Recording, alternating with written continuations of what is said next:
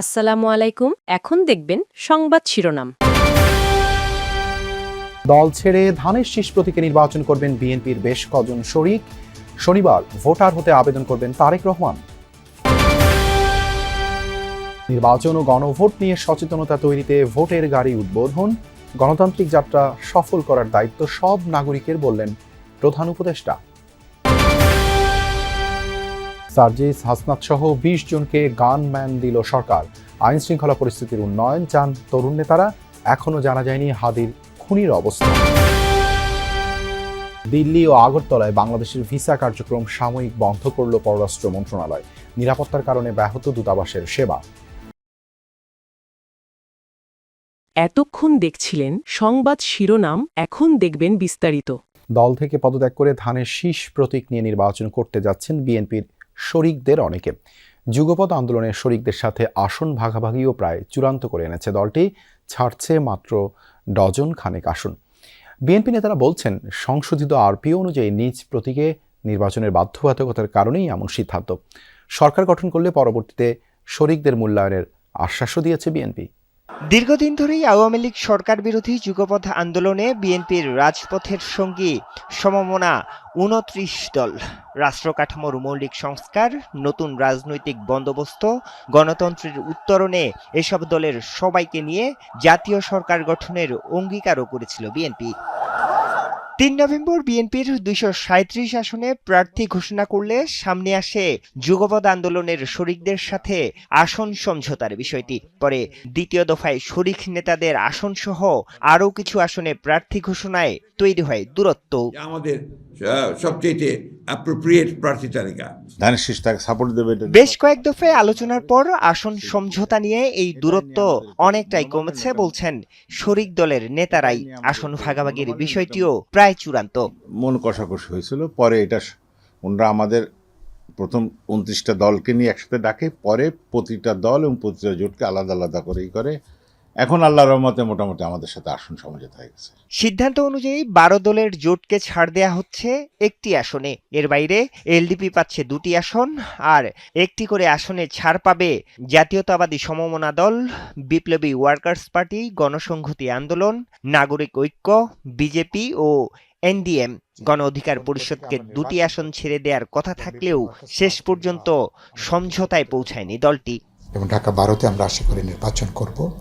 এরকম হয়তো অন্যান্য দল, কিছু কিছু দল নিজস্ব মার্কা নিয়ে নির্বাচন করবেন, আর মনে হয় কিছু কিছু দল। দেশের ৬৪ জেলার ৩০০ আসনে ভোটারদের সচেতন করতে বিশেষ প্রচারণা শুরু করেছে অন্তর্বর্তী সরকার। ভোটের গাড়ি সুপার ক্যারাভ্যান নামের এই উদ্যোগের মাধ্যমে সাধারণ মানুষকে ভোটদান পদ্ধতি ও নির্বাচনী আচরণ বিধি সম্পর্কে তথ্য জানানো হবে। সংসদ ভবনের দক্ষিণ প্লাজায় এক ভিডিও বার্তার মাধ্যমে এই কর্মসূচির উদ্বোধন করেন প্রধান উপদেষ্টা ডক্টর মোহাম্মদ ইউনূস। বলেন, সুষ্ঠু ও অংশগ্রহণমূলক নির্বাচন নিশ্চিত করা প্রতিটি নাগরিকের দায়িত্ব। ভোটের গাড়ি সুপার ক্যারাভ্যান, ভোটাধিকার প্রয়োগে জনসচেতন করতে সরকারের প্রচারণামূলক উদ্যোগ। সুসজ্জিত এই গাড়িগুলো ঘুরে বেড়াবে দেশের ৬৪ জেলার ৩০০ আসনে। ডিজিটাল স্ক্রিন ও মাইকিংয়ের মাধ্যমে ভোটদান পদ্ধতি, গণভোটের গুরুত্ব এবং নির্বাচনী আচরণবিধি সম্পর্কে সাধারণ মানুষকে তথ্য জানাবে। সংসদ ভবনের দক্ষিণ প্লাজায় প্রধান উপদেষ্টা ডক্টর মোহাম্মদ ইউনূস এক ভিডিও বার্তার মাধ্যমে এই কর্মসূচির উদ্বোধন করেন। এ সময় গণভোট নিয়েও কথা বলেন প্রধান উপদেষ্টা। এদেশ আগামী ৫ বছর আপনার পক্ষে কে চালাবে সেটা আপনি ঠিক করবেন। এবারের নির্বাচনে আপনি আরও একটা ভোট দেবেন। চলমান পরিস্থিতিতে নিরাপত্তা বিবেচনায় ২০ জনকে গানম্যান দেয়া হয়েছে বলে জানিয়েছেন স্বরাষ্ট্র উপদেষ্টা জাহাঙ্গীর আলম চৌধুরী। যারা গানম্যান পেয়েছেন বা পেতে যাচ্ছেন তারা এ নিয়ে কি বলেন? এনসিপি নেতা সার্জিস আলম বলেছেন, দেশজুড়ে যারা সহিংসতা চালাচ্ছে তাদের বিরুদ্ধে দৃশ্যমান ব্যবস্থা নিতে হবে। গানম্যান নিয়ে নিরাপত্তা ঝুঁকি এড়ানো সম্ভব নয়। গণ অধিকার পরিষদের রাশেদ খান বলেন, আওয়ামী সন্ত্রাসীরা যেন জামিন না পায় সেদিকে খেয়াল রাখা জরুরি। নির্বাচনের তফসিল ঘোষণার পরদিনই ঢাকা ৮ আসনের স্বতন্ত্র প্রার্থী ওসমান হাদির ওপর প্রকাশ্য হামলার পর থেকেই নিরাপত্তা নিয়ে উদ্বেগ উৎকণ্ঠা। এরপর প্রার্থী, রাজনৈতিক নেতা ও জুলাই আন্দোলনের সম্মুখ সারির যোদ্ধাদের ব্যক্তিগত নিরাপত্তা নিশ্চিতে সিদ্ধান্ত জানায় অন্তর্বর্তী সরকার। এরই মধ্যে এনসিপির আহ্বায়ক নাহিদ ইসলাম, জুলাই আন্দোলনের সামনের সারির নেতা হাসনাত আব্দুল্লাহ, সার্জিস আলম, তাসনিম জারা সহ গণ অধিকার পরিষদের নুরুল হক নূর ও রাশেদ খান সহ বেশ কয়েকজনকে গানম্যান দেওয়া হয়েছে। নিরাপত্তার জন্য আবেদন করেছেন জামায়াতের আমির ডাক্তার শফিকুর রহমান, বিজেপি প্রধান ব্যারিস্টার আন্দালিব রহমান পার্থ, গণসংহতি আন্দোলনের জুনায়েদ সাকি, এলডিপি সভাপতি অলি আহমদ সহ বেশ কয়েকজন নেতাও গানম্যান চেয়েছেন সরকারের কাছে। গানম্যান পাওয়ার পর যমুনা টেলিভিশনের সাথে কথা বলেন সার্জিস আলম ও রাশেদ খান।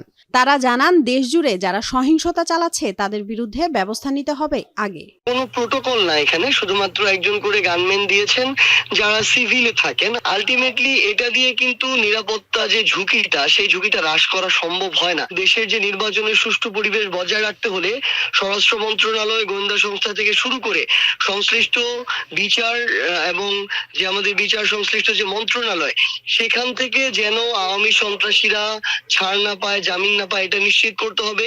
গোয়েন্দা সংস্থা এবং সরকার। দিল্লিতে বাংলাদেশ হাই কমিশন থেকে সব ধরনের কনসুলার ও ভিসা সেবা স্থগিত করা হয়েছে। পাশাপাশি আগরতলা সহকারী হাই কমিশন থেকেও ভিসা কার্যক্রম বন্ধ রাখা হয়েছে। সোমবার বাংলাদেশ হাই কমিশন থেকে দেয়া এক বিজ্ঞপ্তিতে বিষয়টি জানানো হয়। বিজ্ঞপ্তিতে সাময়িক অসুবিধার জন্য আন্তরিকভাবে দুঃখ প্রকাশ করা হয়। পরবর্তী ঘোষণা না দেয়া পর্যন্ত এসব সেবা বন্ধ থাকবে। এর আগে গত শনিবার ও রোববার দিল্লিতে বাংলাদেশ হাই কমিশনের সামনে 20 থেকে 25 জনের দল বিক্ষোভ করে। এসব ঘটনার জন্য দেশটির উগ্র হিন্দুত্ববাদী সংগঠনকে দায়ী করা হচ্ছে। উদ্ভূত পরিস্থিতিতে রোববার সংবাদ সম্মেলনে বাংলাদেশের তরফ থেকে জানানো হয় উদ্বেগ। বলা হয়েছিল, পরিস্থিতির উন্নতি না হলে সীমিত করা হবে ভিসা কার্যক্রম।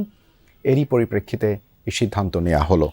খুলনা এনসিপি সহযোগী সংগঠন জাতীয় শ্রমিক শক্তির এক নেতাকে গুলি করেছে দুর্বৃত্তরা। হাসপাতালে চিকিৎসাধীন মোতালেব শিকদারের অবস্থা শঙ্কামুক্ত বলে জানিয়েছেন চিকিৎসকরা। কানের পাশে লেগে বেরিয়ে যায় গুলি। পুলিশ বলছে যে বাসায় গুলিবিদ্ধ হয়েছেন মোতালেব, সেখানে ইয়াবা, মদের খালি বোতল ও গুলির খোসা পাওয়া গেছে। প্রাথমিকভাবে কর্মকর্তাদের ধারণার সাথে থাকা সহযোগীরাই গুলি করেছে মোতালেবকে। ঘটনার সুষ্ঠু তদন্তের দাবি জানিয়েছেন স্বজন ও এনসিপি নেতারা। খুলনা মেডিকেলে রক্তাক্ত অবস্থায় নেওয়া হয় এনসিপির সহযোগী সংগঠন জাতীয় শ্রমিক শক্তির বিভাগীয় কমিটির আহ্বায়ক মোতালেব শিকদারকে। গুলিবিদ্ধের খবর ছড়িয়ে পড়লে হাসপাতালে ছুটে আসেন স্বজন, দলের নেতাকর্মী ও আইনশৃঙ্খলা বাহিনীর কর্মকর্তারা।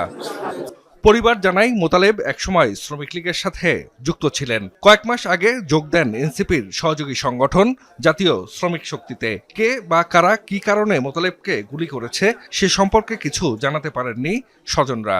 এক লোক ফোন দিয়ে বলছে যে এরকম আপনারা 250 মিনিট আসেন, মোতালেবকে গুলি করছে। এবার ফোন দিচ্ছে যে আপনারা সিটি ইমেজিং সেন্টারে যান।